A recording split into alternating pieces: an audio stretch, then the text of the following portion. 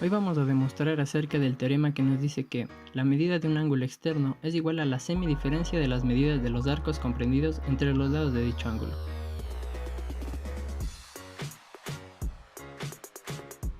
Nuestro primer paso va a ser la construcción del segmento CF. El segmento CF va a ser paralelo al segmento DA. Y esto lo vamos a justificar por construcción.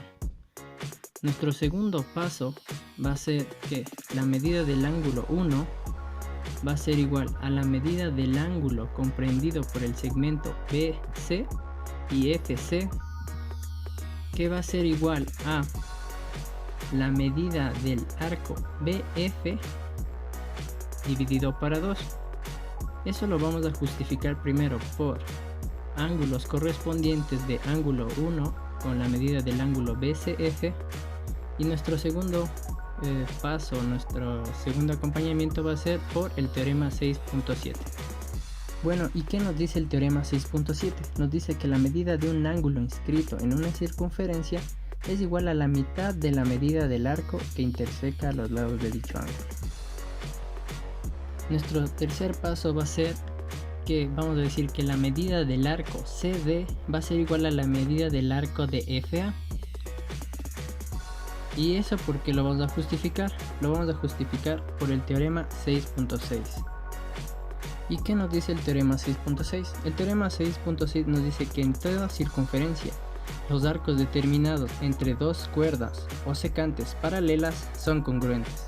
¿Y qué quiere decir que son congruentes? Que son iguales. Como cuarto paso vamos a decir que la medida del arco BF va a ser igual a la medida del arco más grande, que va a ser AB, menos la medida del arco más pequeño, que va a ser la medida del arco FA. Y eso lo vamos a justificar por el todo es igual a la suma de sus partes. Pero nosotros sabemos que la medida del arco FA va a ser igual a la medida del arco SD, por lo que podemos reemplazarlo en la fórmula. Como quinto paso y como último, vamos a decir que la medida del ángulo 1, que ya sabemos en el segundo paso que es igual a la medida del arco BF, pero en el cuarto paso ya nos da a que es igual la medida del arco BF, solo reemplazamos por transición.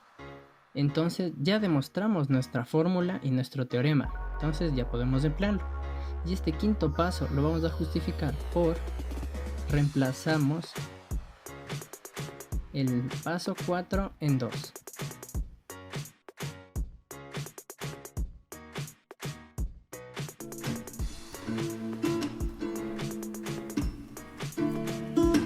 Ahora vamos al teorema 6.13. También lo podemos llamar potencia interna de un punto P y P. Entonces, ¿qué nos dice este teorema? Dice, si dos cuerdas se intersecan dentro de una circunferencia, entonces el producto de los dos segmentos determinado sobre la una es igual al producto de los segmentos determinado en la otra. Vamos a explicar primero. Entonces lo primero que vamos a hacer para este teorema es construir dos segmentos, el uno que sea de CA y el otro segmento que sea BD. Ahí está nuestros segmentos. Entonces vamos a pasar a nuestra pizarra de justificaciones. Entonces tenemos que el segmento AC y BD lo construimos nosotros y ponemos por construcción. Entonces, de estos dos triángulos, ¿qué más podemos sacar? Que este ángulo 1 va a ser igual a este ángulo 1. ¿Por qué podemos decir esto? Por ángulos opuestos por el vértice. Vértice P. Ya. Vamos a seguir entonces con esto. Podemos decir también que este ángulo, llamémoslo 2, va a ser igual al ángulo de acá.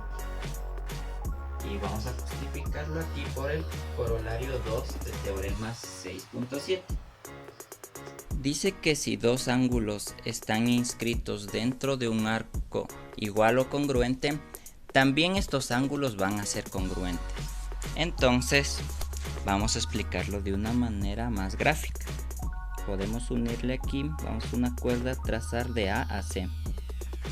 Y también vamos a trazar una cuerda de BAD. Ya, entonces este ángulo va a estar dentro del arco AB. Por lo tanto lo vamos a llamar ángulo 1. Pero también podemos ver que este ángulo de acá comparte el mismo arco. Entonces podemos decir que ambos ángulos son congruentes. También podemos sacar otra cuerda desde A, por ejemplo aquí, y vamos a unirlo con otra cuerda que salga desde B. Y también este ángulo va a ser congruente con los restos. Ya. Entonces, una vez concluido esto, podemos decir que estos dos triángulos, el triángulo CPA, va a ser semejante al triángulo BPD. Ya, eso porque podemos decirlo por el criterio ángulo-ángulo de triángulos semejantes. Ya, y vamos a copiarlo acá. Ya tenemos, ya mismo estamos cerca. Entonces vamos al siguiente paso. Dice que AP sobre CD va a estar en la misma razón que estos segmentos de arriba. En este caso sería CP sobre PB. Ya justificamos otro paso por definición de triángulos semejantes. Ya. Entonces, como último paso, ya nos tocaría solo despejar. Tenemos que AP por PB va a ser igual a CP por PD, y tenemos justificado nuestro teorema 6.13. Teorema 6.14. Potencia externa de un punto, PEP.